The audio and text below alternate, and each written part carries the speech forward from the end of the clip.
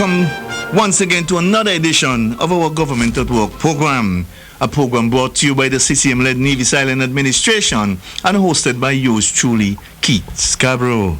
It's a program designed to inform and educate all citizens and residents of Nevis, both at home and abroad, of the many positive developments that are taking place here on the island of Nevis.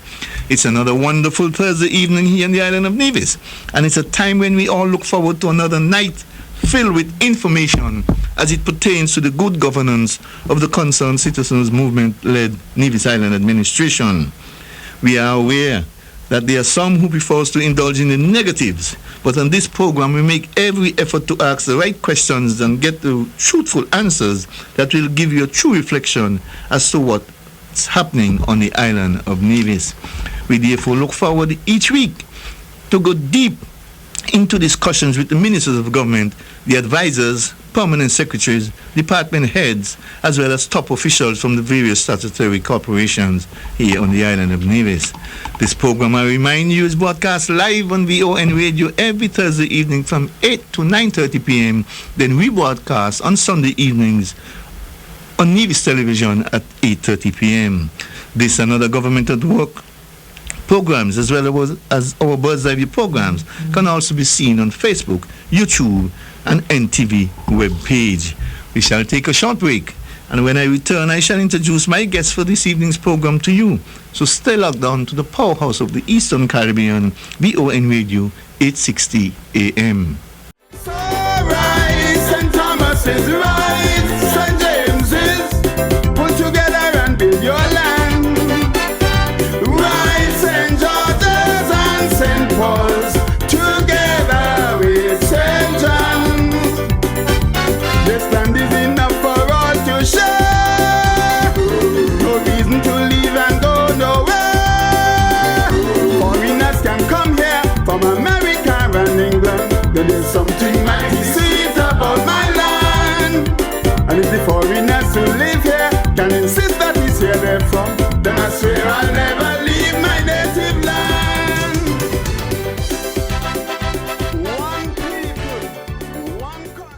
Welcome back. Folks, I am pleased to have as my guest this evening the Permanent Secretary in the Ministry of Tourism, Mr. John Hanley. Mr. Hanley, good evening and welcome once again to our Government at Work program. Good evening, Mr. Scarborough. It is always a tremendous pleasure and privilege to be here to share what is going on in the tourism industry with the people of Nevis. Of course, it's always a pleasure having you here as well, Mr. Hanley. Now, before we go into our discussion this evening, there are some persons who still seems to be confused or rather get mixed up with the role of the Ministry of Tourism and the role of the Nevis Tourism Authority. So before we get into our discussion this evening, could you outline for those who may not know the role of both entities? Well, I confess that at one point in time, I myself didn't know the difference. In a previous life, I used to be in education, and now I've transitioned into tourism. The difference is simple. The Nevis Tourism Authority, which was established, it started operation in 2001. Its responsibility is marketing and promotion of the destination. So they are the ones who go out there and make sure that people know that Nevis exists and how to get to Nevis and what's going on in Nevis, etc. They promote, they market. The Ministry of Tourism, on the other hand, we make sure that the tourism product is developed. So we develop a product, and the Tourism Authority markets or sells that product. Okay. And we're also responsible for policy and administration and regulations and so on. Okay, great. Now, Mr. Hanley, I want to start this evening's discussion looking at the newly upgraded Bath Stream and its surroundings.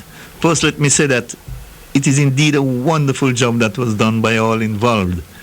It has not only enhanced the surrounding areas of the Bath Springs, but its operations has taken on a level of efficiency that I have been calling for many years. So congratulations to all involved.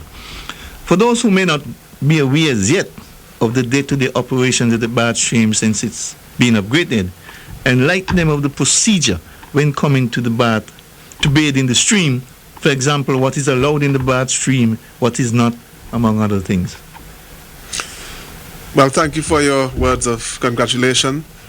And I myself also have to give words of congratulation to the project manager, who is our Heritage Sites manager, Mr. Sylvester Mead. He is a very visionary, very thoughtful gentleman with very good ideas, very creative. A bit strong-willed sometimes, but sometimes that's the nature of persons who are creative by nature. And it is largely due to Mr. Mead's efforts, his ideas, his persistence, that we were able to bring the project to fruition. We have been able to put many things in place. We have been able to put bathrooms on site. Previously, we had a portable facility which did not really meet the standards that we wanted to. We now have very modern, very accommodating bathroom facilities. We have changing rooms, because one of the issues on the last show I mentioned, one of the issues that we had in the past, and to some extent we still have it, is persons exposing themselves at the bath hot springs. I suppose some persons would argue with me and say that that is part of the culture, but I think that if facilities are provided when you want to change, I think one should make use of such facilities.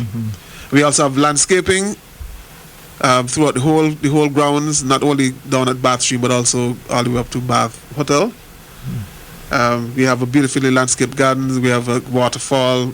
There's a fountain, and we are very importantly, we have a welcome center. So when persons come in, they're welcome in this beautiful little building, and they're given a little spiel about the site, and that is where the admission fees are processed. Now, one of the challenges we had previously was that Bath Stream site, it operated in a sort of ad hoc way.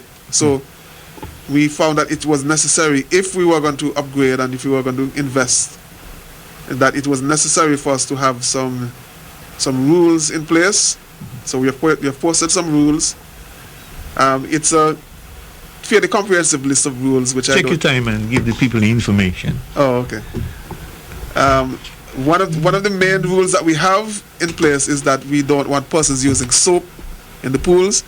This is something that is very important, because anywhere you go in the world where we have thermal or hot springs or spa type springs, persons go and they soak.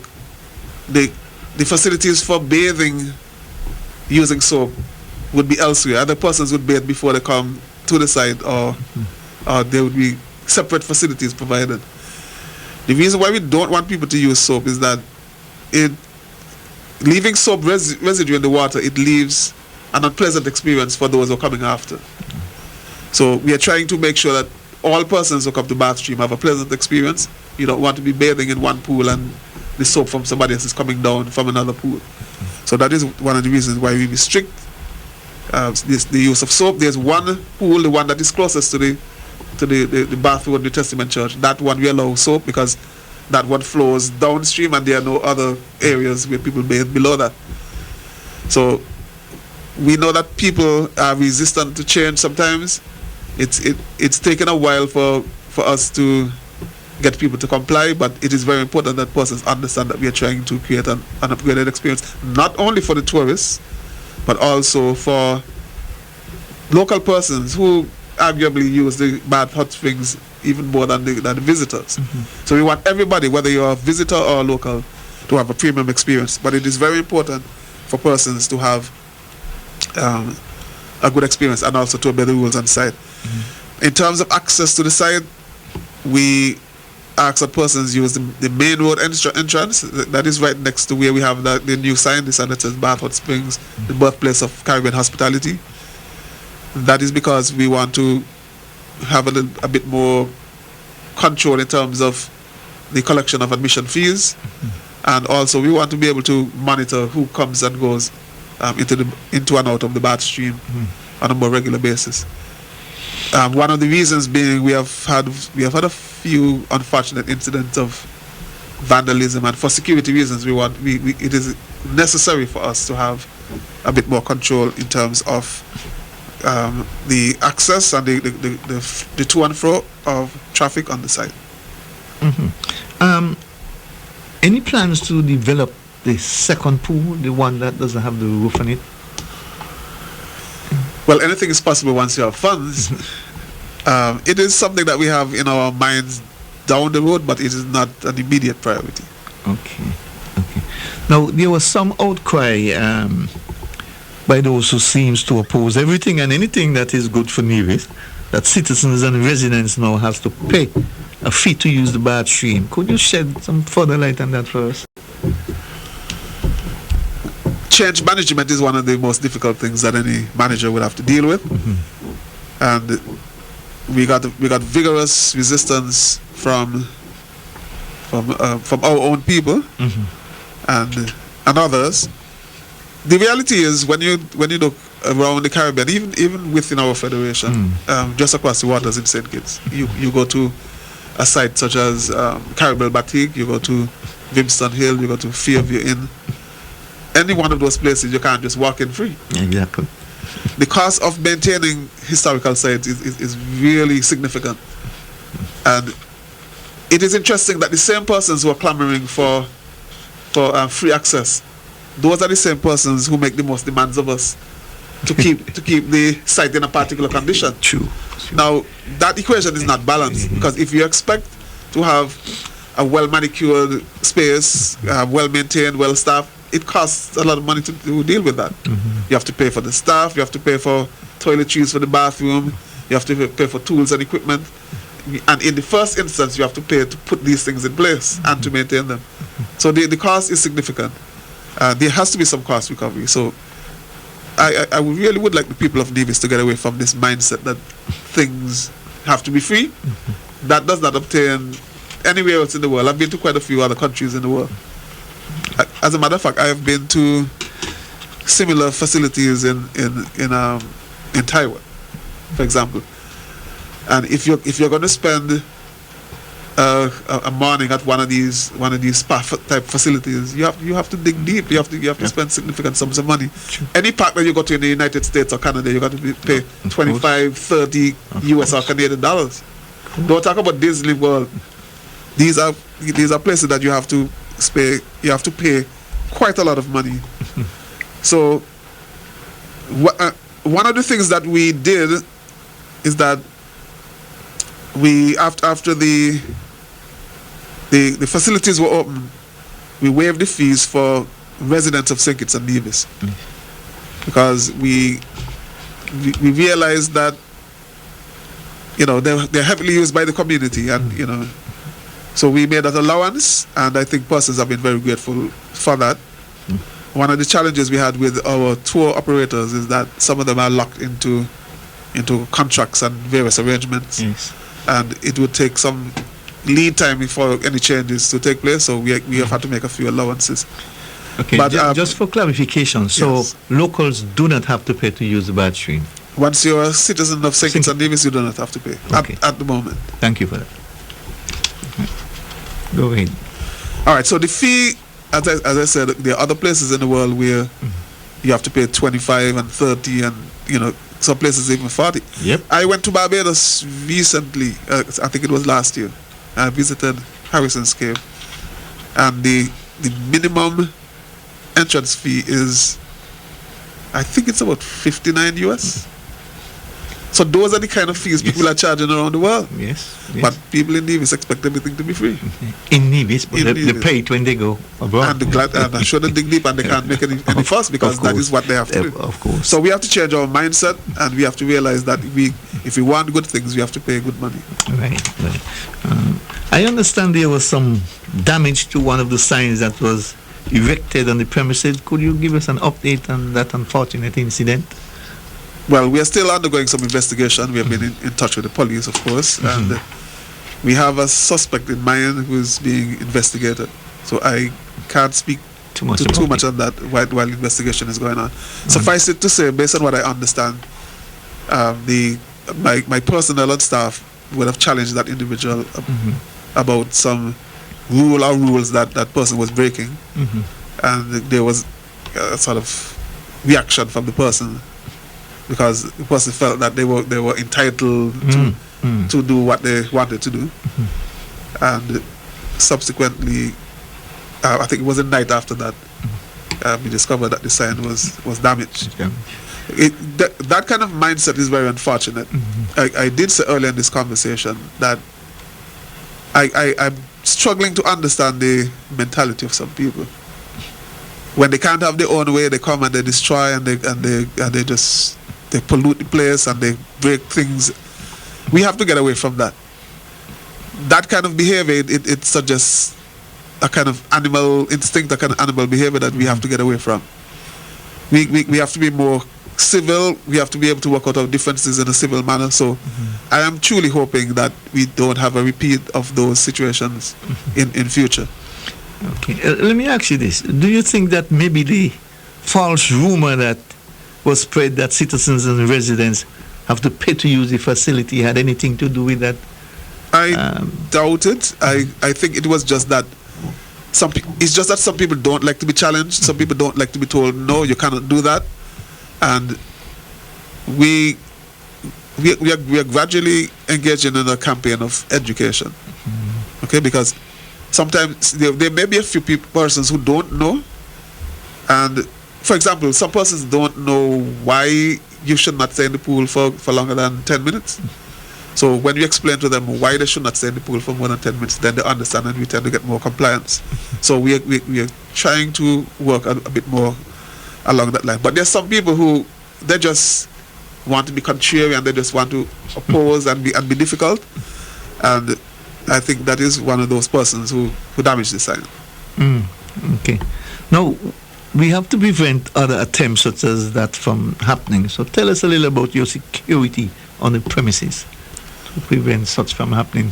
One of the responses that we did immediately was that we increased our security coverage in terms of the number of hours. Previously we had 18-hour security, so we had to change that to 24-hour security.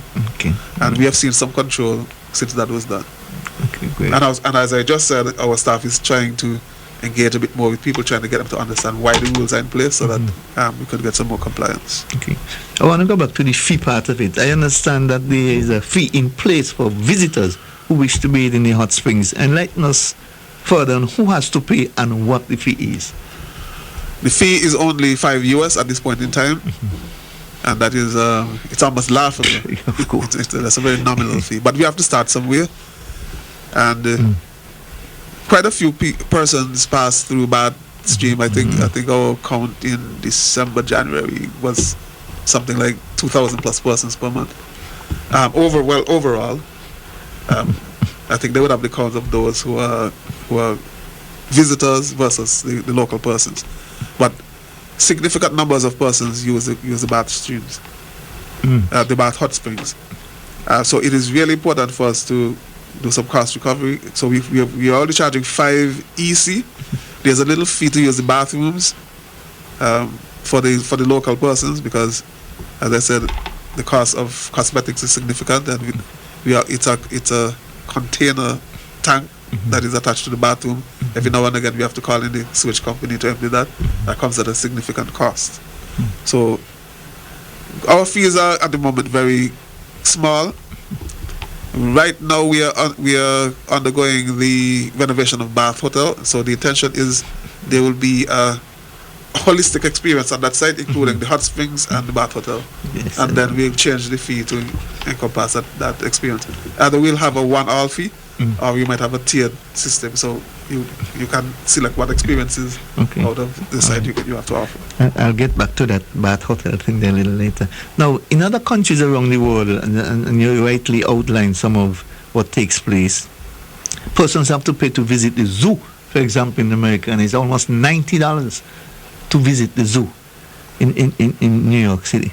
To visit a fountain, you have to pay. To see all minor things, but for some reason, like you quite rightly say, there are those who seem to think that the financing for the upkeep of the Bath stream and its wonderful surroundings should be borne by the CCM-led Nevis Island Administration. I totally disagree, and I fully support the decision to charge a fee for the use of the natural hot springs. But what's the response been like from the visitors? The response for the visitors, a lot of them are like only $5 Exactly. because they're accustomed to paying, 5 and 6 and 7 times more than that Yes. in their own countries. They come from places where rules, especially written rules, are strictly obeyed because they know that penalties can be very severe. Oh, yes. There are consequences for that. Very, very severe consequences. What I have proposed to the powers that be for our sites, I think we need to legislate the rules in a more formal way and have strong penalties attached to them so that persons would think twice before disobeying the rules. True. I fully support that. And like you said, the fees minimal. Fees are nominal. $5 Yes. easy. That's a beer. Yes, $5. $5. Yes. For the visitors. Yes. Okay.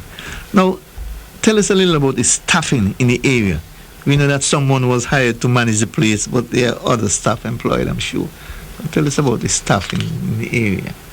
All right. So the individual who manages all of our heritage sites, Mr. Sylvester Mead, but on each of our heritage sites we have a site manager. So the site manager at Bathstream is Mr. Irvin Simmons. He was previously worked at the Malcolm Gishad Recreational Park. Okay. And when we thought of developing and enhancing the site, we searched around to find somebody who would be a good fit, somebody who had experience in working in a park, somebody who had the right personality, somebody who had the right skill set, people skills and office skills. So we thought that Mr. Simmons was a good fit, and he has been doing a very, very good job so far in managing the site. We also have a landscaping supervisor, Miss Marcella Elliott, and she has a lot of experience. She was at Four Seasons in the past, so she has brought that skill set with her. Well, of course, we have Mr. Dan Sandiford, who oversees all landscaping on our heritage sites for the Ministry of Tourism. And Marcella would have worked with him in the past. So when you go on site and you look at the way the plants are set out and carefully manicured landscape, they're well fertilized and that sort of thing, you can see that she's bringing that wealth of experience. And she has 1, 2, 3, I believe it is, landscapers working along with her, who would rotate between the gardens or the grounds, let me say, and the hot springs, because hot springs need to be power washed. We power wash the hot springs 3 times per week, and we find that schedule keeps them in a good condition on a regular basis. So that basically is our staff. We also have the public area attendant. She makes sure that the bathroom is constantly refreshed. Zira Walters, she has been doing a very, very good job. Okay, great. Now, since the upgrades, what has the attendance at the Bathstream been like? And what has the overall response been like, not only from the visitors to our shows, but from the general public at large? Well, even the naysayers have been admitting that it has been a tremendous improvement on site. They would remember the days when it was basically a free-for-all. They would remember the days when the volunteers would only be able to clean it once per week. And there's something about hot water, it just attracts mass very quickly. But we now have staff in place who, we have developed our schedule, and there's constant cleaning, so they're very satisfied with that. I think people are pleased with the general aesthetic. The parking lot, that has been a big improvement, because I remember before we had the parking lot, when the buses and the cars and so on would come in, you'd have all this dust flying. Yes. And if you were asthmatic or had any other kind of respiratory condition, it would not be a good thing for you. But now it's all nicely paved, everything is all marked out, and so it's a lot more aesthetic to look at, and also but much more functional as well. Okay, great. Are there any plans to further upgrade the area, or that's it for now? And when I say the area, I mean the same said Bathstream area. Well, I can work miracles once I have funds. Mr. Bean and I always talking about budget and resources and so on. I think we have become almost magicians in terms of being able to do a lot with little. But yes, our next target, and we probably have to work in conjunction with the Nevis Historical and Conservation Society, is to redevelop, to renovate the original bathhouse. I think that's the building you're referring to. Yeah. We want to have it functional again, have it nicely redone, make sure that it's structurally sound, make sure it's very aesthetically pleasing, and have some nice spa type facilities in that area. Any idea when that may become a reality? As soon as Mr. Scarborough writes a check of $2 million, we can get on the way. Okay. Now, I understand as well that the old hotel itself has been approved by UNESCO as a World Heritage Site. Is that correct? It's not. It hasn't been approved. It was considered as a contender, as a possible World Heritage Site because of what is called its outstanding universal value. That simply means that its characteristics and the richness of the heritage and history on the site, both tangible and intangible, are so strong that it's a very good contender for designation as a United Nations World Heritage Site. However, there's a lot of work that needs to be done because the criteria are very exhaustive and very strict. So we are still in the process of working towards UNESCO World Heritage designation. But we have had some assistance from the U.S. Embassy in terms of funding for. They are the source of the funding for the renovation, and that project is currently underway. We would like it to be completed by the end of this year. There was a phase already where the structural aspects were taken care of. They took out all the extra, board and different kinds of fabric from the building, and so it was just left with the bare bones. Now they're doing the finishing touches. To the old hotel itself. To the old hotel, yes. What's the plan for it? What's the plan in terms of what would be in it when if you get the funding and get what you want to do? What is it you would like to do with the old hotel structure? Some had said about a museum. Some are thinking of bringing back the old hotel. What is it? I mean, you're in a position to know what the plan is for the old hotel itself. Any idea? There are many ideas, and we will be having discussions with our communities, with our stakeholders out there. Yes, some of the ideas that have been exposed, having part of it as museum. Some of the rooms we would like to restore so that look like maybe like an 18th century bedroom, something like that. There are some businesses, because one of the aspects of sustainability is that it has to be, you have to be able to make a livelihood. So some of the areas may be functional business places that, of course, have some sort of link to the heritage theme. And because of the shape of the roofs and the kind of halls that we have, some of the areas will be good for things like concerts. So maybe there might be an evening of classical music or something like that. There's that big room upstairs where the Ministry of Tourism used to be. That is one of the areas that's considered to be ideal for concerts and that sort of thing because of the acoustics of that space. Any plans to have restaurant? I remember the Honorable Malcolm Gishard, the late Malcolm Gishard, had some plans to put restaurant in that particular area. Is there any plans to put shops or a little cafeteria or something of that sort where persons can get a little drink or something to eat while they're visiting the area? Any plans for that? There are several spaces in Bath Hotel that are suitable for food and beverage operations. So we are open to that possibility. Okay, but there's nothing for down on the ground by the Bath Stream. Well, there actually is one. It's called the Hot Springs Cafe. I don't know if you can recall that gazebo that we have in the close to the main road in the general area of the waterfall and the fountain. Yes. So that is being operated by Miss Alison Mason, I think her name is, and she sells like light stuff like refreshment. Okay. So we do have that option down on the grounds, and once Bath Hotel is open, then we should have additional Okay. I want to focus your attention now on phase 2 of the Pinnis Beach Development Project, which includes all of the restaurants on Pinnis Beach. The project is now fully completed. I have observed some additional security in that area. So tell us a little about that. How many were brought on, and if there are any plans to increase the numbers in the future? Security aspect of it. Because of the phase 2 project, as we call it, the expansion, the upgrade to Pinnis Beach, and because of Bath Hot Springs, we thought that it was the right time to restructure our security unit. So it has been restructured, and because we had more spaces to monitor, we did have to bring on several additional officers. We also had to change the structure.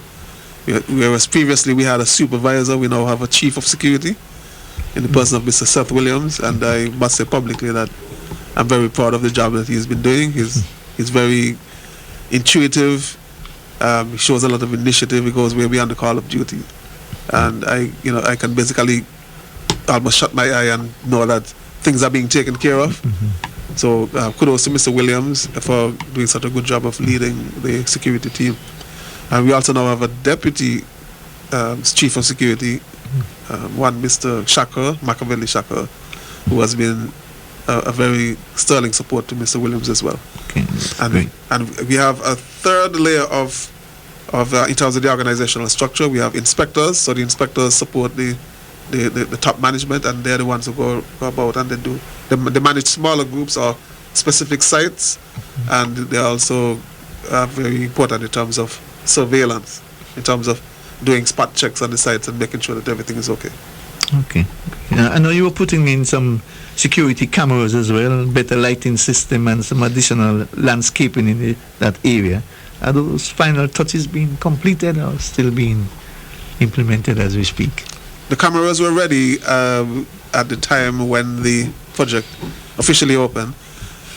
The project was officially handed over on the 1st of November last year, and the cameras have been functional since and still are. So we have a very good coverage of the entire new Pinnis Beach area, and that helps us in the event of anything out of the way. That helps us to get a better idea as to what is going on. Now that the area is looking great with additional parking and all that, has there been any additional requests from persons wanting to operate on the beach? But of course. Talk to us about that. We have been overwhelmed with requests. Persons have wanted to do spa businesses. Persons have wanted to do ice cream shops, pizza parlors. Our position is this. On one hand, we want to encourage diversity on Pinnis Beach, but we also don't want down there to be overrun or overcrowded. So we have to strike a careful balance. We already have 7 food and beverage establishments on Pinnis Beach, if I'm counting correctly. So we have to make sure that we have the right amount of diversity. When you come on Pinnis Beach, if you want pizza, there's somewhere you can get pizza. If you want ice cream, you should be able to get ice cream. If you want specifically local cuisine, you can get that. If you want Asian or some sort of international cuisine, you should also be able to get that. And if you don't feel like eating any of the above, maybe there should be some specialty. So we go for variety, but at the same time we don't want to have 20 and 30 bars and then everybody's all crowded and there's too much competition, and so you have a lot of tension on the beach and so on. We don't want that. So we're trying to we understand that we are at or around the carrying capacity, so we have to manage it so we don't go above our carrying capacity. Okay. I keep asking this question every time you come. Now, we have exhausted all of the room to the right, but there's room to the left. Any plans to go in that direction towards Charlestown? Because there's nothing on that side. Any plans to do anything on that side? No? Not at the moment, and I think that land is embroiled in some legalities. So yes. As far as I am aware, our focus at the moment is in the area that was just developed. Okay. Now, have you been getting any requests from those who are currently operating Any requests from them to further enhance their business operations? Yes. We have had requests for expansions. We have had requests for adjustments to their structures. And we try to accommodate as much as possible. Once such requests enhance the aesthetics and the functionality of Penny's Beach, I must admit that there are one or two who make adjustments without getting the requisite permission from the Ministry of Tourism or physical planning, etc. And in such cases, we talk to such persons and we try our best to get them to comply. But yes, because of the increased business that we have seen on Penny's Beach, it's easier to park, it is easier to get there. It's just more enticing. You drive through and you see the information displayed on the LCD screens. So it's a huge lift in that area, and of course you have more people there. So the businesses on Penny's Beach, they are seeing increases in number. So yes, it is natural that they would expect to get some increase in terms of their facilities. Does the ministry have any plans at all to add any more attractions to phase 1? Oh, that's it. You're finished with. Yes, we do. Not phase 1, phase 2. Sorry. Or phase 2. Yeah, down on the beach. Ideally, in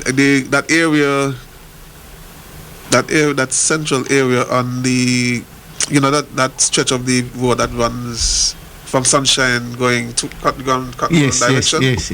Yes. I ideally would like to see maybe one or two gazebos there, so in case families want some shade when they're picnicking, etc. How far in the future that will happen, I'm not sure. That is something I would ideally like to see. Some more gazebos. Yes. Okay.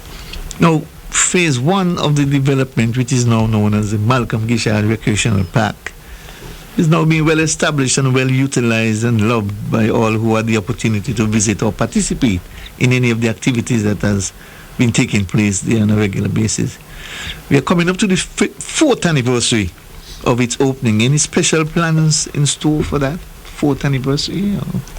It is very hard to believe that we're almost at right now we're around 3.5 years. The 19th of December is going to make 4 years that the park has been in operation. I would have said on previous shows that on average we have over 40,000 visitors per year, which is wow. That is a very strong level of visitation, and it has not abated. As a matter of fact, it continues to grow. And yes, you did ask if we plan to expand. We want to do some additional landscaping. The area around the pond, that's one of the areas that we have in mind to develop, because from my experience, when you most of the parks I've been to, whether you have a stream flowing through it or a pond or something like that, that tends to be one of the more attractive areas of the park. So we have very specific plans in mind to upgrade that area by the pond. So very shortly, we hope we should be able to bring that to fruition. We also want to have more seating in the park, because the park it's a recreational park. It's a place where people go to relax. The family spread out a blanket on the lawn, have a little picnic, or go by the playground with the children. We also want to encourage people to develop a more healthy lifestyle in terms of exercise. So we plan to put some exercise stations, so that people can get their gymnastic workout or their cardiac workout, something like that.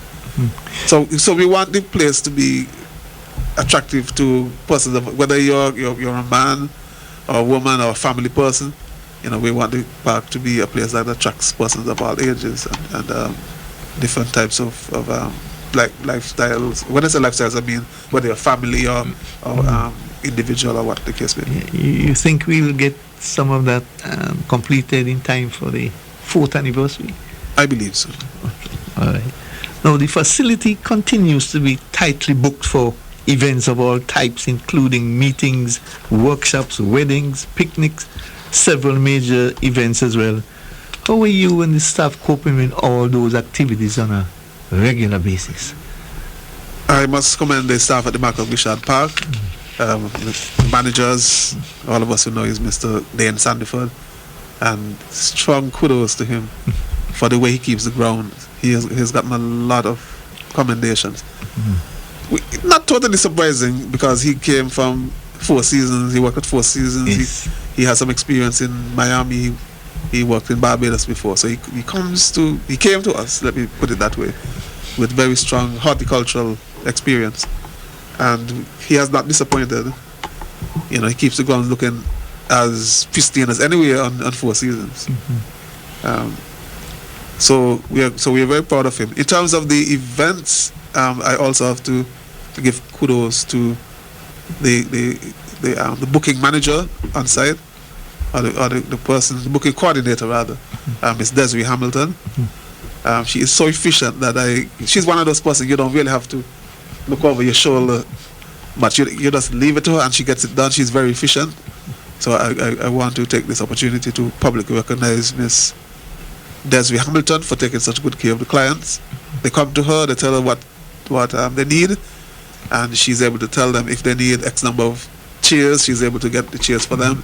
If they're having a wedding and they need a particular setup, she knows who to refer them to in terms of the decor and what have you. So, and then she has the groundsman and the security officers who help with the setup and so on, if necessary. So they've had years of experience in dealing with the crowd, so I have every confidence in the staff.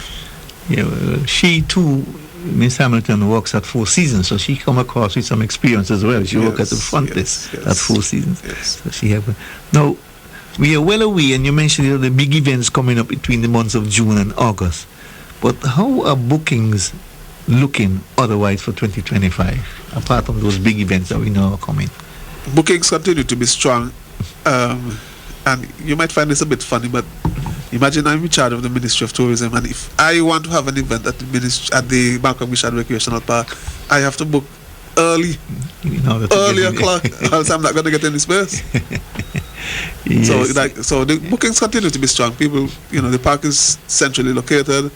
It is spacious. It has a very good finish. Kudos to Kwang Jun who built the park. Our good friends from Taiwan. So the park is very attractive in terms of what it offers, and it continues to have a lot of persons using it. Okay. Well, folks, you're listening to Government at Work. My guest this evening is Mr. John Hanley, Permanent Secretary in the Ministry of Tourism. We shall take a short break, and when we come back, we shall continue with our discussions here on Government at Work. So rise, St. Thomas is rise, St. James is put together and build your land. Rise, St. George's and St. Paul's together with St. John's. This land is enough for all to share. No reason to leave and go nowhere. Foreigners can come here from America and England. There is something mighty sweet about my land. And if the foreigners who live here can insist that it's here they're from, then I swear I'll never leave my native land. One people, one country. Welcome back. So, Hanley, apart from some additional staff in the area of security, has there been any other increase in staff at the MJR Park since its opening? For instance, in the area of landscaping or in the main house, etc., especially in light of the fact that you just mentioned, and we all know, quite a bit of activities are now taking place at the park.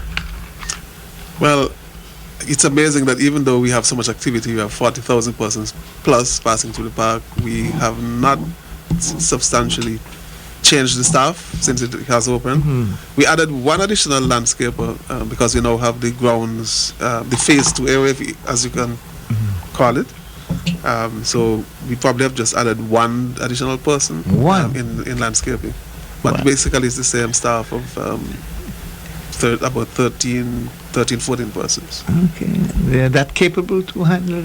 Absolutely. That's good. Good stuff is hard to find, so for you to have the same staff with so much events, that's great. That's great.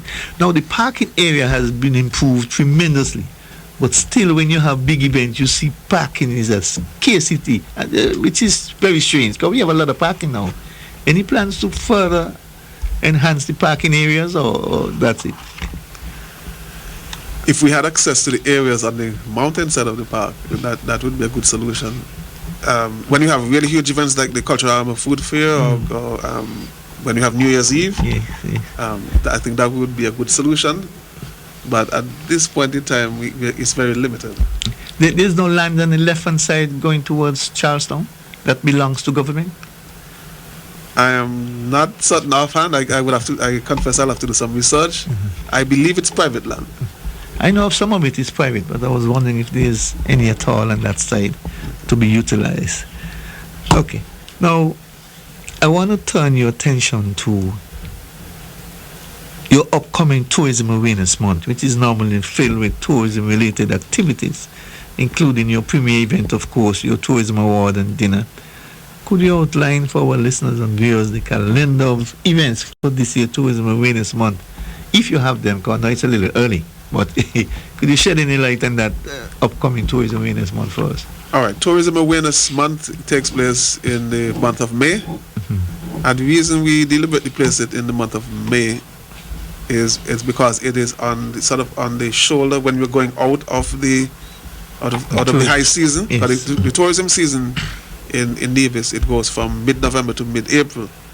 So in May we're starting to get, it's the shoulder season, and so we thought that was a good time to make persons aware. There's a lot going on in Nevis, a lot going on. Some people think it's quiet and it's all tranquil and so on all the time, but quite a lot goes on in Nevis.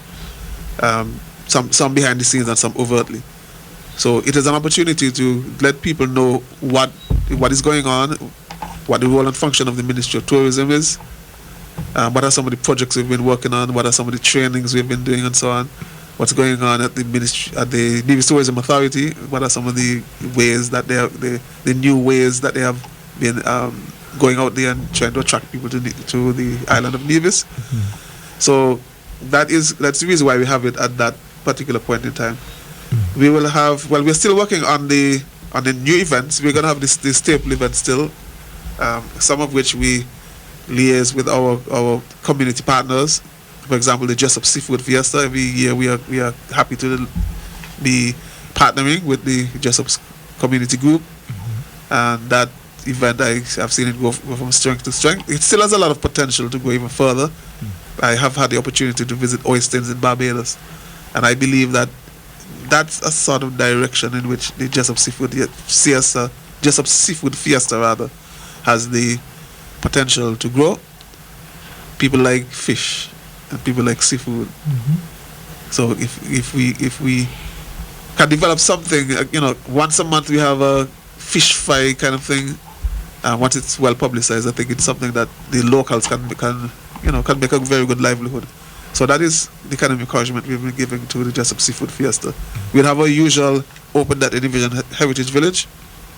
People like that throwback in time, and people like this. Some people don't even know what cassava musa is. So you go to the Heritage Village and you see what that is. You learn how to turn corn, and you learn how it pairs with fish, the hot bread and butter, and all of these things. So that is usually the first Friday of May. One of the things we want to do this year is a sort of know your country tour, because a lot of people have lived in Nevis for all their life or most of their life, and they don't know. A lot of them have never visited Heritage Village or New River or some of the off the beaten path attractions or places of interest. So that's an opportunity for people to get that local exposure. They know all about New York and England and Canada and so on, but a lot of times they don't know about their own environment, their own island. So that's one of the things we want to change. So we're working on some brand new initiatives, because every year we want to have the staple calendar, but at the same time we want to add something new every year so that there's some variety and there's some intrigue. So as soon as the calendar is finalized, I will send that to you so that it can be publicized. Okay, but you don't have the dates yet for from when it starts, the awareness month to when it ends? It usually starts, it usually goes from the 1st to the end of May. Okay. Sometimes, we usually start with a church service. So sometimes the church service may be in the very late part of April. So only in those times it will go up into April, but usually just between the 1st and 31st of May. Period of May. Great. Now, right after you events of the Tourism Awareness Month, we have the Mango Festival, in which the ministry partnered with the NTA to host that major activity. Then closely following behind is the rapidly growing Restaurant Week.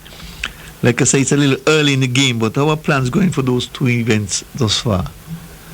Well, let me start with the Mango Festival. The Mango Festival is rapidly becoming let me not say rapidly becoming a well-established. It is already a well-established phenomenon here in Nevis. It's well respected throughout the destination. People from St. Kitts love to come over. They love the vibe of it. And I think people on Nevis are becoming increasingly proud.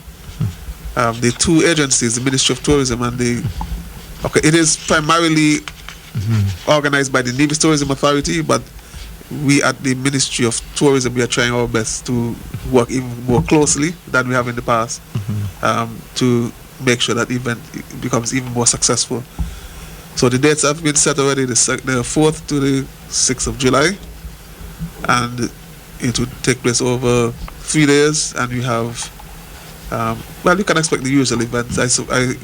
Some of the stuff is still in planning, but you'll have the usual stuff, especially the big event at Malcolm Wishart Park on the Sunday afternoon. I hope that you were able to attend last year. Oh yes, it was very good. Okay. Very good. Yes, I think, we had a couple of little hiccups in 2023, but we pulled out all the stops to make sure that the visitor experience was repaired, and I think there was an overwhelming positive response from the general public that it was a very good event last year. Now, I meant to ask you this the last time you were here. I know the ministry is involved in the Mango Fest, Restaurant Week, but hardly ever in the Culturama activities, which is a tourism-related event as well. Okay. I hope I didn't stunt you with that. No, you didn't. Okay. The Ministry of Tourism has a policy that we very strongly support anything that's community-based, anything that's heritage, culture. So whenever the Cultural Armor Secretariat reaches out to the Ministry of Tourism for support, we don't hesitate to support once we have the resources and the personnel and the logistics available. For example, last year they reached out to us to host there was a big homecoming celebration at the Heritage Village. I believe I saw you there. And I think that was an excellent partnership. And those persons who attended, they thought that it was a pretty good event. It really took them back in time. They had all the cultural stuff and so on. We along with the Nevis Tourism Authority, we partnered with the Cultural Armor Secretariat in terms of the homestay program. Because the three agencies, the Nevis Tourism Authority, Ministry of Tourism, and the Cultural Armor Secretariat, we had to work closely together because we anticipated the influx of persons, which did happen. We had large numbers of persons on the island, and they needed extra accommodation, and we were able to get persons to fix up their homes and to accommodate these persons who are coming. And we have been encouraging those persons to continue to make their homes available, so that becomes a new tourism product, a new offering, if you will. So yes, we have been collaborating with the Cultural Army Secretariat. We have no problem at all with But let me speak to Restaurant Week before we forget. Please. Yes, the dates for Restaurant Week are out. The 17th to the 27th of July. And the thinking that there is of setting that particular time, that is also a shoulder period time, or quote unquote low period time. There's too much seasonality in our tourism industry, so we are doing these things, these major events, Mango Festival, Restaurant Week at St. Kitts, they have Music Festival. These are Cultural Arm, of course, and Nevis. So these are things that tend to even out the revenue flow throughout the year, so we don't have too much of a lull during the quote-unquote off season or the low season. So as I said, the 17th to the 27th, there is something that is out that is asking people to vote on the the key ingredient. Every year we have a different ingredient. Yes. We have had pumpkin. Okay, I was tempted to ask you if you remember some of those in the past. But, Yes, I did. Yes, we have had coconut. Yes. Last year we had papaya. We have had plantain, pumpkin, breadfruit, etc. I think one of my favorite ones was coconut. 2019 we had coconut. That was excellent. So this year there's a flyer that's out that's asking persons to vote of 3 ingredients, which one they want to be the key ingredient for 2025. They're a bit curious, but the interesting thing is when you have curious ingredients, you tend to have more creativity among the chefs. So we have sorrel, lemongrass, and tamarind. Wow. And that was my response exactly. So the chefs would be really challenged. Yes. How do I cook a lemongrass chicken curry? Or how do I do a tamarind? They'll find a way. I don't know. That's where the creativity comes in. Tamarind lamb chops? I don't know. They'll find a trust me. They'll find a use for it. Our chefs are amazing. You know what really pointed out to me that our chefs are amazing? One year we had yam, and yam is one of the blandest tasting things. Yes. And when I went to the tasting showcase, I was completely amazed to see what they were able to do with that yam. The same thing they'll do with the sorrel and the tamarind and the Yes. same thing. I was going to ask you though, last year the date for the restaurant week was after Culturama was finished. No, it's always before. I thought it was after. It's usually a week or two after Mango Festival. Mango Festival is usually the first weekend in July, and then about a week or two after that we have restaurant It week. seems to me like it was. No, it's never been after Culturama. Oh, But yes. So I was kind of concerned about the dates of it clashing with that, all those Culturama activities leading up to well, we see it a bit differently. During Culturama, you will have a certain number of persons on island, and then the restaurants will get more patronage. So it's a win-win for everybody. It's normally between St. Kitts and Nevis. How many events is going to be? How many events? Yeah. I know some of the action is going to be in St. Kitts, I think. Well, it's officially the St. Kitts and Nevis Restaurant Week. So, right. So both will be going at the same time? Yes. I thought it would have been like a week, yes, but some activities are held in St. Kitts. Some activities are held in St. Kitts. For example, there's the Grill Fest. It's like a grilling competition. Last year they had about a dozen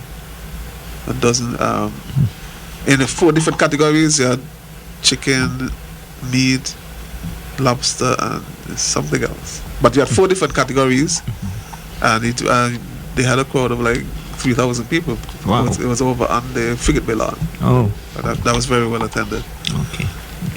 Our biggest event for Restaurant Week here is of course the tasting showcase. So that is where the participating restaurants. And last year we had 20. The last time we had the tasting showcase, we didn't have it last year for logistical reasons. But we have had like up to 25 or more eateries across Nevis participating. The tasting showcase is when they get the opportunity to come and let's suppose that it is coconut they're doing. So they come and they present the coconut dishes that will be on their menu during the 10 days of Restaurant Week. So they will have maybe one would serve a coconut souffle, or another one would have maybe chicken done in a coconut sauce or something like that. So you get that, you get a whole kaleidoscope, if you will, of different dishes that are based on whatever the theme ingredient is. You get everything all in one. You get a little sample here, a little sample there.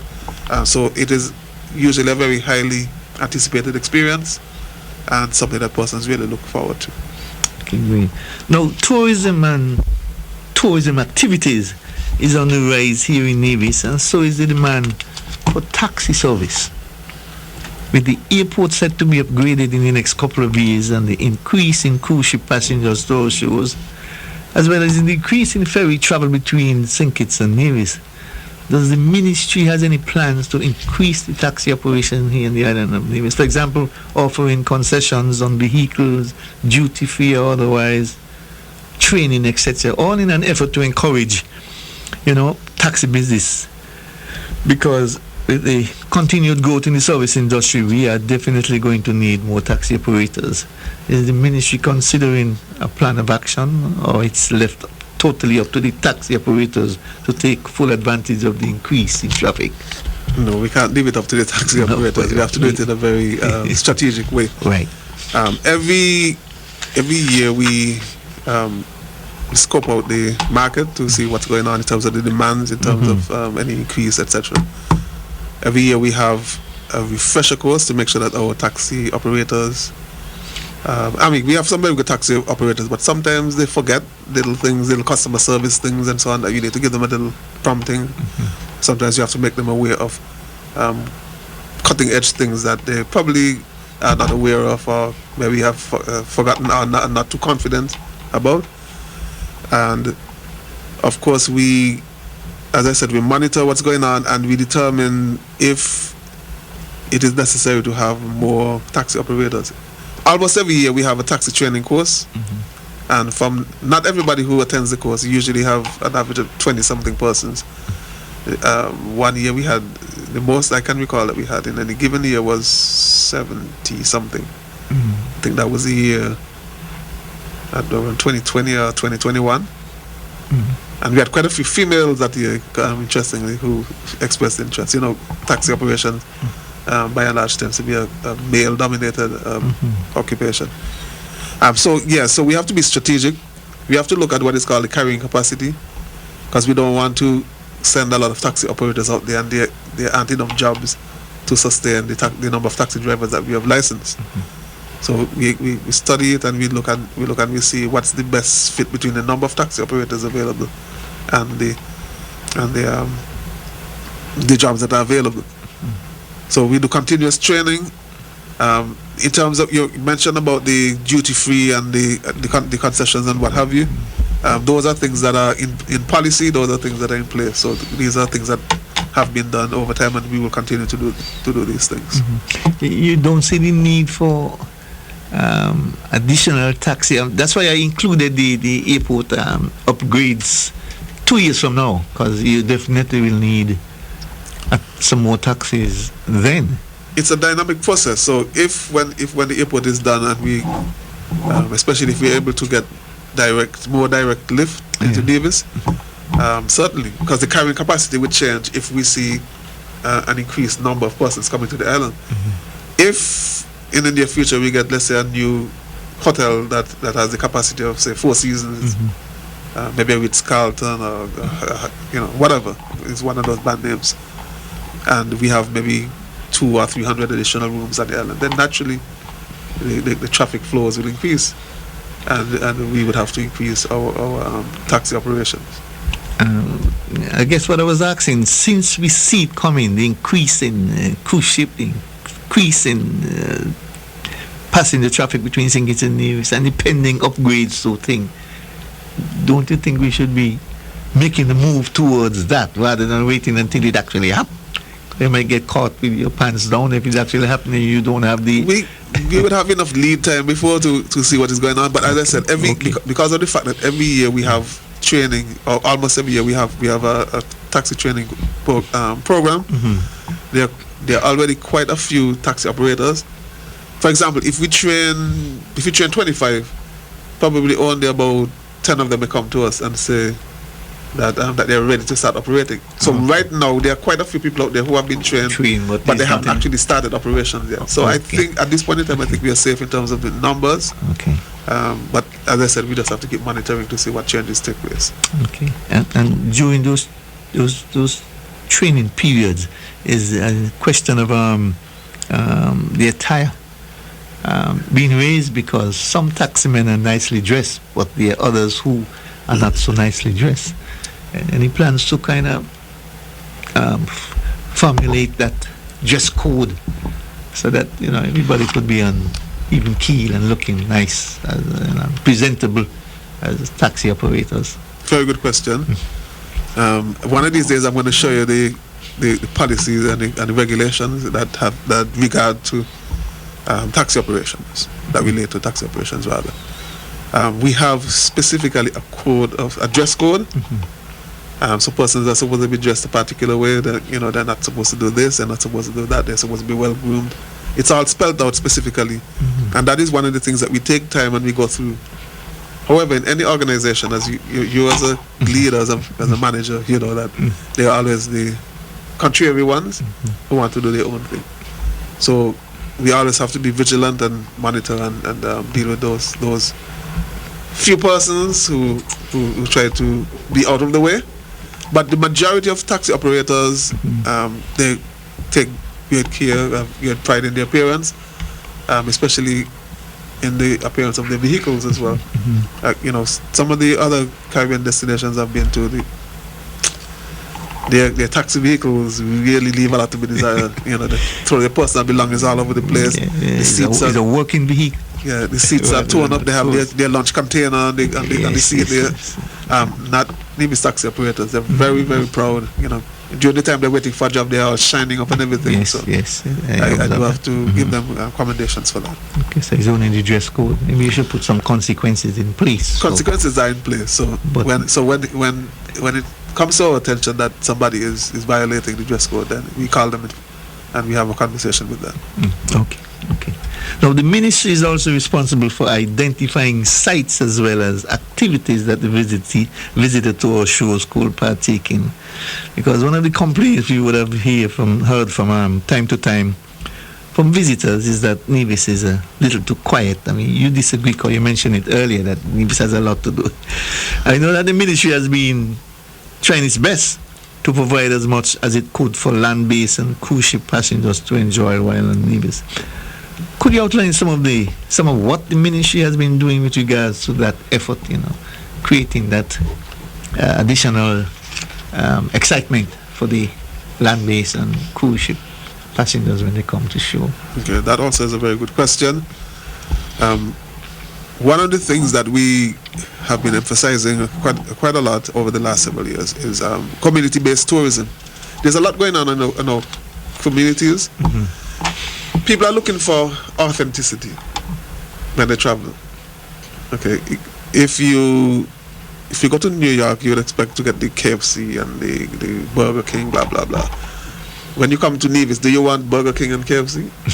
No, you want to eat what the people in Nevis are eating. Yep. So that is why you go over to Newcastle on the side of the road and you get your barbecue chicken. You go up to Hilltop and you get your goat water. You go somewhere else and you get some, you get the local stuff, the Johnny cake and saltfish and what have you.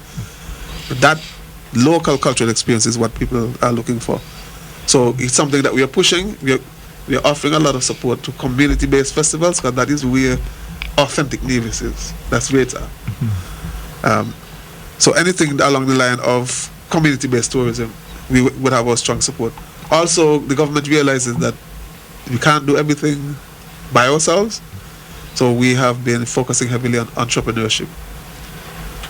So we have had entrepreneurial training, and when persons come to us with proposals to start a business that has to do with tourism activities, especially if it has to do with some sort of activity that is new and would add some diversity to the tourism product, we are quick to lend our support, and that makes sure that we have various things that can, some persons want the peace and the quiet and the tranquility, sit on the beach with a lemonade.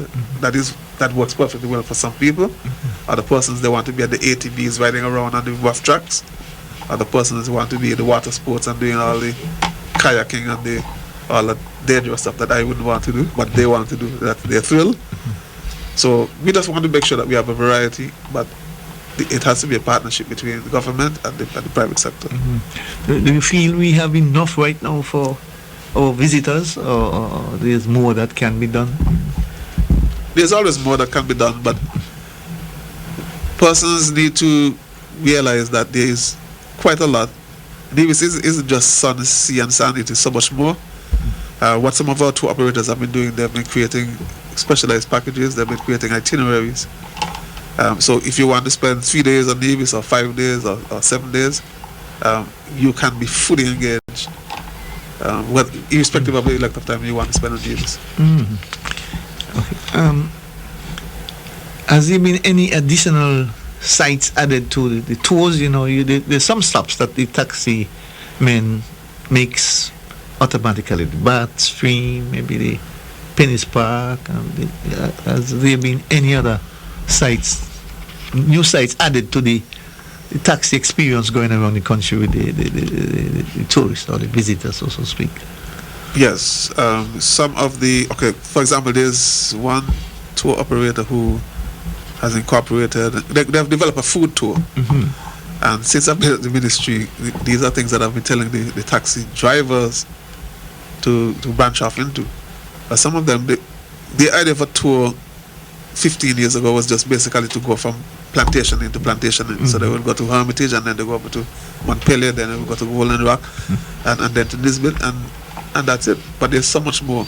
Okay. So this particular tour operator developed a food tour where they were taken to one of the local restaurants and given, those traditional, the goat water and those kind of things that people would really consider to be authentically Nevisian. And it's well curated. It's set up as a nice evening. So you feel like a Nevisian. It's a kind of immersion experience. So that's the sort of thing that we encourage. I think that our tour operators on Nevis have been very creative. Some of them are making greater use of the Nevisian Heritage Village. As I have to be honest, some of our taxi operators sometimes, maybe again because they don't want to pay the admission fee, which is very small. It's even smaller than Hot Springs. $24. But some taxi operators deliberately pass by there because they want to avoid paying the fee. Which fee are we talking about? At the Nevisian Heritage Village. The admission fee is $4. Oh, $4 to go in? Yes, for visitors. And they pass straight because they don't want to pay? Some of them do that, unfortunately. But our tour guides have been embracing that experience. They've put a creative spin on it, and it's becoming one of the rave experiences at Nevis at the moment. Yes. Let me ask you this. Is the Indian Castle Fruit Farm one of those sites to visit? Or no? It can be visited, but it's not at it's out of the way, and it's managed by the Department of Agriculture, so it is not. It still needs some work to be developed as an active tourism product, but it has a lot of potential. Okay. So at present, we don't encourage taximen to drive this, so the tourists could see that. We encourage taximen to be as diverse and creative as possible. Okay.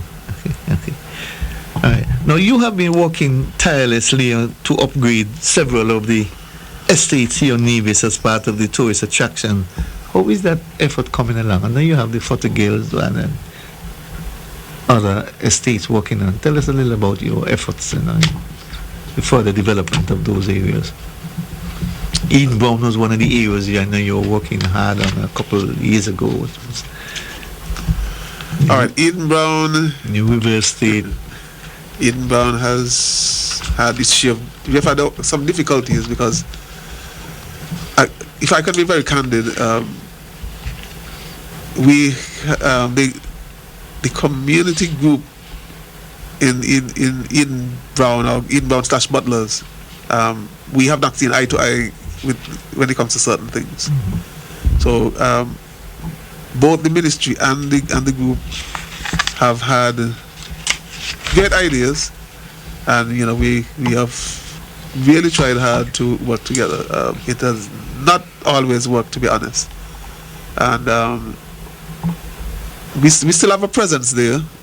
There's a gentleman that there's a little team that we have there, so we still have a presence there. But in terms of the full scope of what we want to do, what we wanted to do, which would have by now been equivalent perhaps to what we have at Bath Stream, was not realized, I think largely because we were not able to get the support of the community group. So it's something that we are working on. At New River, we have made a lot of strides, and we plan to. One of the things we really want to do this year is to have a restroom facility on site, a more suitable restroom facility on site, because that's one of the basic facilities that we need to have on any tourism attraction. We already have the area fence, and that was a big step. So we just have to do some landscaping. We already have the landscaping plan, so we put it in place, bit by bit. The building that used to house the cottonginnery, that we plan to turn into a kind of interpretation center that will take you through the Nevis's agrarian or agricultural history. So you'll see from the time of the tobacco and indigo and so on, coming right up to sugarcane.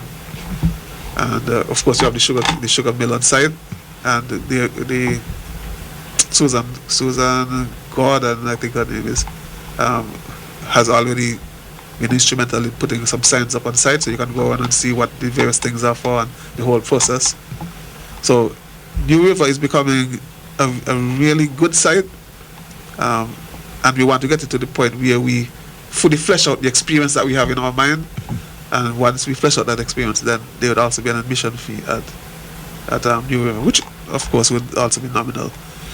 Our Heritage Village is our most well-developed site, and as I said, some of our tour guides are working very well with us, and that is one of the premium experiences that that they have to offer.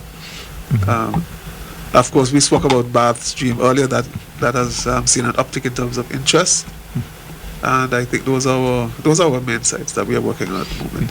One of the things you are working on as well, and a lot of people talk about, is the signage around the country in different villages and so forth, so that the tourists will know exactly where they are, where they're going and so forth. How is that part of the... That is something that we'll have to do, because the Department of Public Works is responsible for roads. It is something that we can't do by ourselves. We've had some conversation with them, and it's something that we would do whatever we can do at the Ministry of Tourism to see it come to fruition. It is something that we're going to push, but it's very important. Having been to other countries and seen the importance of signage, especially when you're trying to get from point A to point B using a Google map, those signs are very important. So it is something that we'll continue to push. So is Public Works responsible for the signage, or another responsible for the roads, but putting up the signs throughout? It's something, the ministry that's responsible for Public Works, that ministry is responsible for road signs, but it's a collaborative project that would need the cooperation of more than one ministries of government. Okay. And finally, the Artisan Village. We have mentioned that for the evening. What's the plan for this year, 2025? And you normally have some activities there. Any plans of anything coming up? Yes. One of the main features, one of the things that people look forward to participating in at the Artisan Village is the night market. So this year we plan to have 2 night markets.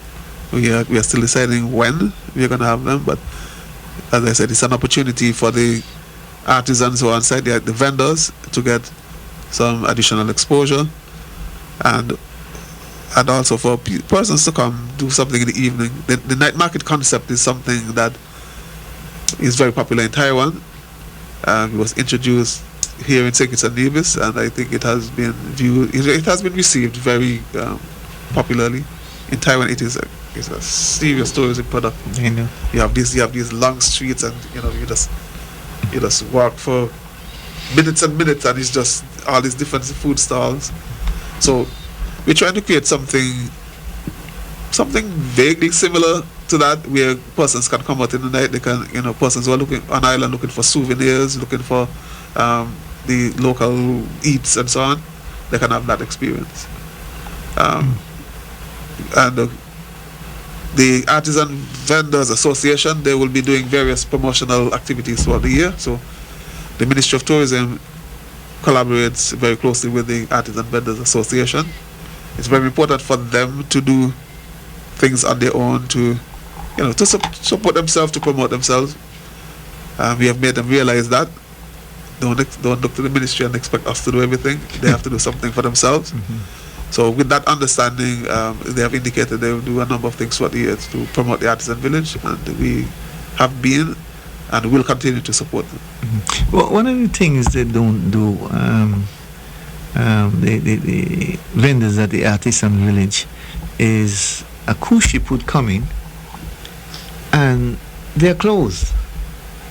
I could never understand that. I mean, even if you don't want to open the shop on there, at least you could take a table with your stuff to the waterfront area, so at least the tourists will be able to buy something from you.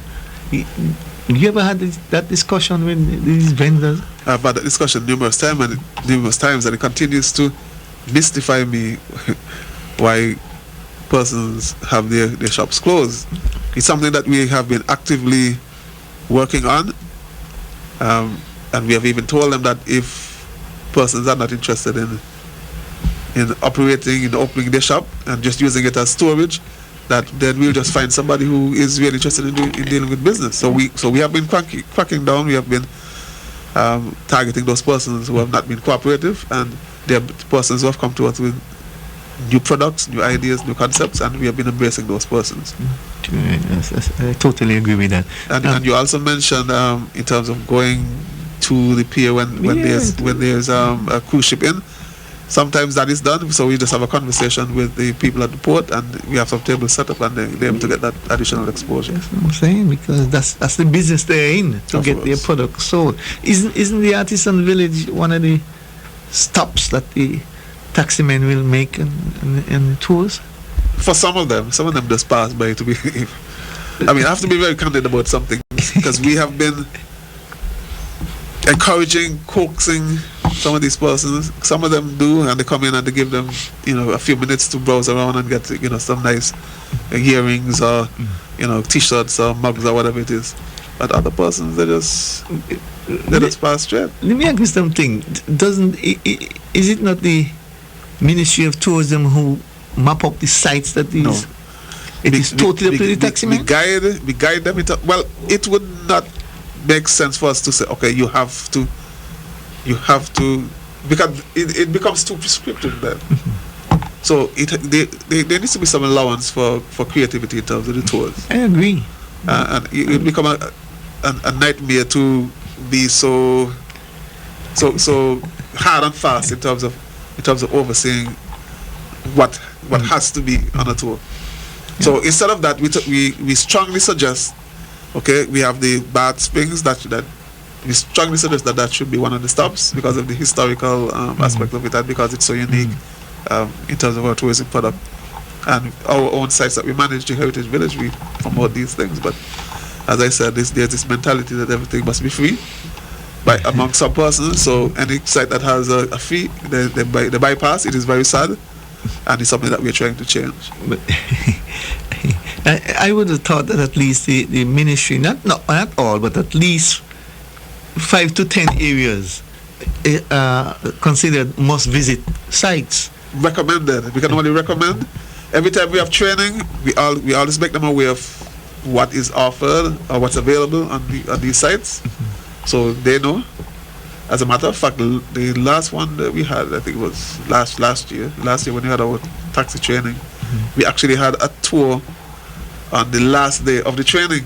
We took them on a bus around the island, and we had them research beforehand, and then let's say we took them to Fort Charles, and then somebody from the group would talk about what the historical significance, and then we go to maybe Hermitage, and then they will talk about whatever.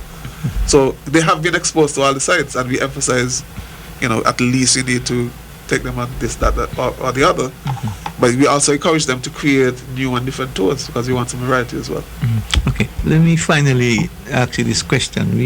I observed that the Randy, who has his operation and get passengers from the cruise ship coming from St. Kitts coming across, I observed that they have the drivers. They're not taximen really, but they're workers outlining the various aspects of Nevis as they go along the route and so forth. Does the ministry collaborate in any way at all with Randy, or he's on his own? Randy's not on his own. And we make sure that all operators on the island understand that they're not in a vacuum. They have to abide by the rules of everybody else. So Randy's personnel have to be trained. So whenever we have our taxi training course, they have to attend. and the same guidelines that everybody else has to comply with, they also have to comply. They have to have their permits. They have to go to the same training, and etc. Okay. Well, I noticed that there seems to be well organized in terms of outlining, the microphone to the mouth, and they're telling the guests what is what, and going, which is something I would like to see. Well, you can't do it in them small taxis, really, but. But he's one of the biggest entrepreneurs on the island. You have to put that feather in his cap. He is far thinking, and he knows how to get ahead in the business, and he comes up with new ideas. So I think that's what puts him ahead. So he realizes he does his market research, of course. He realizes that this is what the people need, and he tries to put those in place to give them what they need. And if I go on a tour with Bandy and I get what I'm expecting, then I'm going to go back. When I go back to the States, I'm going to go and tell my friend, when I went to Nevis, I went on a safari tour and it was good, and blah blah blah, and then I send 4 other friends. Okay. And then they in turn will send other friends. So it becomes a multiplier effect. Yes. Well, Mr. Hanley, I want to thank you very much for taking time out of your busy schedule to be with us this evening, and you disseminate quite a bit of information here for us, and we're always happy to have you here on this program. Your final words for our listening and viewing audience. I want everybody to remember, and I'm saying remember because it has been said many times, tourism is everyone's business. Tourism is not just the government's business. Of course, the government plays a critical role in terms of managing the sites, in terms of providing certain resources, but partnerships are very important. Public-private partnerships are very important, so everybody has their role to play. Everybody has their role to play in terms of taking care of our sites. Everybody has their role to play in terms of not waiting on government to be the only provider of employment, but come up with your ideas, go out there, invest, create your own business space to add some diversity to the tourism industry. And I want to thank all those persons who have been cooperating with the initiatives of the Ministry of Tourism, and I want to encourage you certainly to continue to work with us so that we can move together and make sure that our tourism product goes from strength to strength. Thank you. Well, folks, we have come to the end of another edition of our Government at Work program. Join us again next week when we shall do it all over again. Do enjoy the rest of the evening's programming, and have a pleasant night's rest. Good night.